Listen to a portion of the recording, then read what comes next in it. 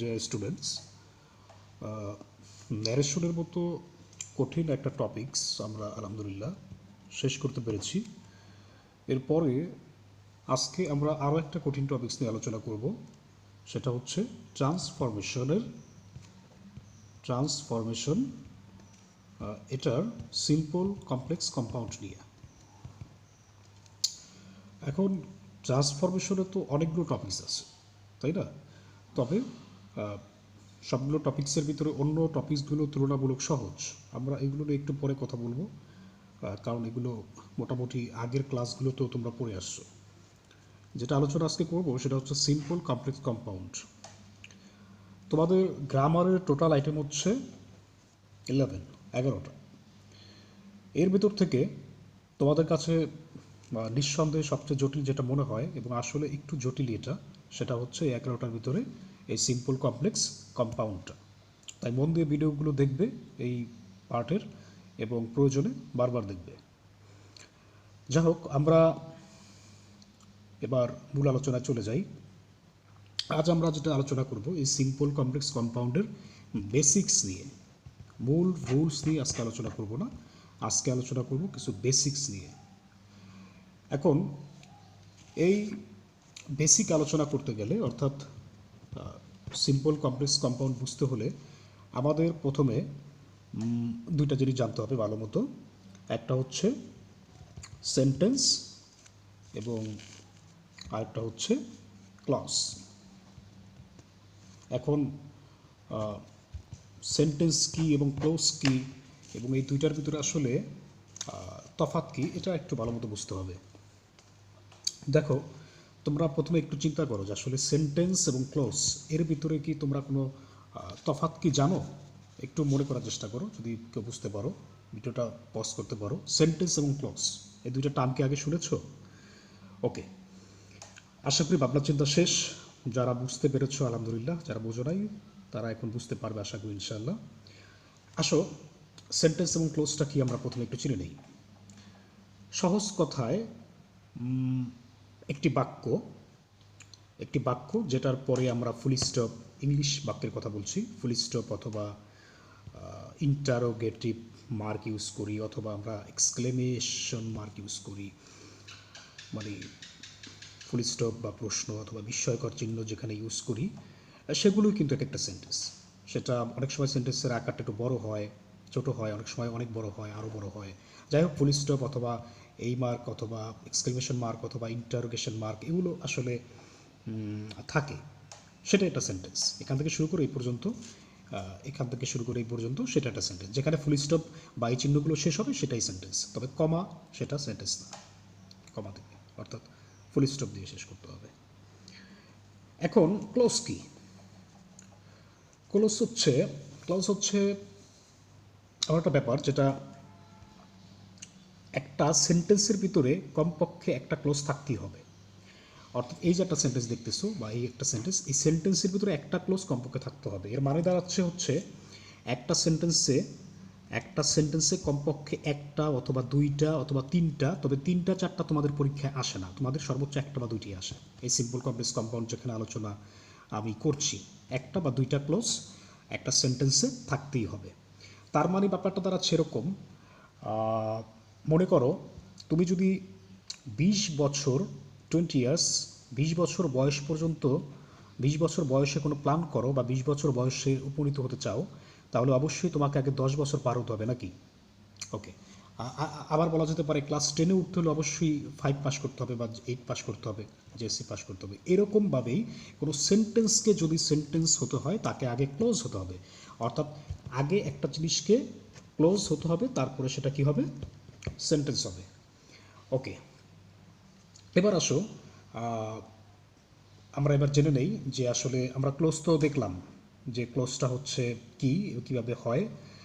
এখন ক্লোজটা যদি আরেকটু ডিপলি, সেন্টেন্সটা দেখলাম যে সেন্টেন্স কি আর ক্লোজের সাথে তফাৎটা কি, তবে ক্লোজটা কিন্তু আমরা এখনও ডিপলি বুঝতে পারি নাই যে সেন্টেন্সের ভিতরে আবার ক্লোজ কী করে হয়, একটা দুইটা ক্লোজ, হ্যাঁ, আবার সেই ক্লোজের বৈশিষ্ট্য কী। এবার আমরা একটু ক্লোজ শব্দে আলোচনা করি। দেখো, ক্লোজ, ওকে, ক্লোজকে বাংলায় যেটা বলে সেটা হচ্ছে বাক্যের একটি অংশ, বাক্যের একটি অংশ। যা ক্লোজ হচ্ছে আমি সহজ করে বললে তোমরা যাতে বুঝতে পারো, একজোড়া সাবজেক্ট এবং ভার্ব, এর আশেপাশে আগে অথবা পরে কিছু কথা থাকতেও পারে, নাও থাকতে পারে, সাবজেক্ট এবং হচ্ছে ভার্ব। তবে সেই ভার্বটা হতে হবে ফাইনাইট ভার্ব।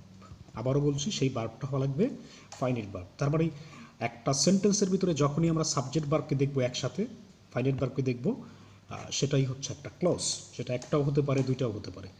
নিশ্চয়ই তোমাদের মাথায় এখন প্রশ্ন হচ্ছে যে স্যার ফাইনাইট ভার্ব তো বুঝলাম না, ভার্ব তো ভার্বই, ফাইনাইট ভার্ব কি? দেখো এখানে একটা ব্যাপার হচ্ছে, ভার্বকে কিন্তু বিভিন্ন দৃষ্টিভঙ্গি থেকে, অ্যাঙ্গেল থেকে বিভিন্নভাবে বাক করা যেতে পারে। তবে যেমন আমরা একটা বাক শিখেছি যে ওই যে আমরা কনজুগেশন অফ ভার্বে পড়েছি কি, তিনটা না? হ্যাঁ, B1 B2 B3, যেটাকে আমরা প্রেজেন্ট, পাস্ট পার্টিসিপল বলি। আর আমরা এখন যেই ভার্বের শ্রেণীবিভাগটা দেখবো সেটা হচ্ছে দুই প্রকার। ওকে, এই দুই প্রকারের ভিতরে একটা হচ্ছে ফাইনাইট ভার্ব, আর একটা হচ্ছে নন ফিনাইট ভার্ব। একই বানান, তবে এখানে উচ্চারণটা এখানে ফাইনাইট হবে না, নন ফিনাইট হবে, আর এখানে হবে ফাইনাইট। ওকে, ফাইনাইট ভার্ব আর হচ্ছে নন ফিনাইট ভার্ব, এই অ্যাঙ্গেল থেকে আরেকটা অ্যাঙ্গেল থেকে ভার্ব দুই প্রকার। এই ক্লোজের সাথে রিলেশন যেখানে আছে সেখানে আমরা ফাইনাইটটা আমরা ইউজ করব, নন ফিনাইটটা না। যদিও বর্তমানে অনেক গ্রামাটিশিয়ান তারা অনেকে যদিও তোমার বলে থাকে যে যে নন ফিনাইট ভার্ব দিয়ে যদি কেউ ক্লোজ করে থাকে সেটাও নাকি একটা ক্লোজ হয়, তবে সেই ক্লোজটা হয় হচ্ছে নন ফিনাইট ক্লোজ।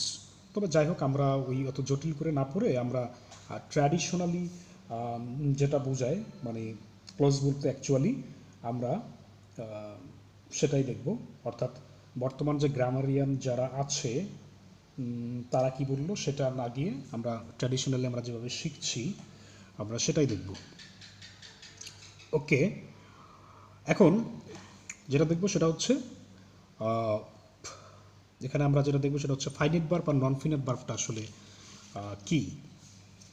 দেখো, ফাইনাইট ভার্ব আর নন ফিনাইট ভার্ব এই দুইটার মধ্যে তফাৎ কি, আমরা সংক্ষেপে এফবি অথবা এনএফবি লিখলাম। ওকে, এখন ফাইনাইট ভার্ব বলতে সহজে যেটা বোঝায় সেটা হচ্ছে B1 আর B2। তোমরা যে পড়েছো যে B1 B2 B3 এরকম আর কি। B1 আর B2টা হচ্ছে ফাইনাইট ভার্ব, আর হচ্ছে B3 অথবা B1 এর সাথে যদি আইএনজি থাকে অথবা B1 এর আগে যদি 2 থাকে, এই তিনটা ফর্ম হচ্ছে নন ফিনাইট, আর এই দুইটা হচ্ছে ফাইনাইট।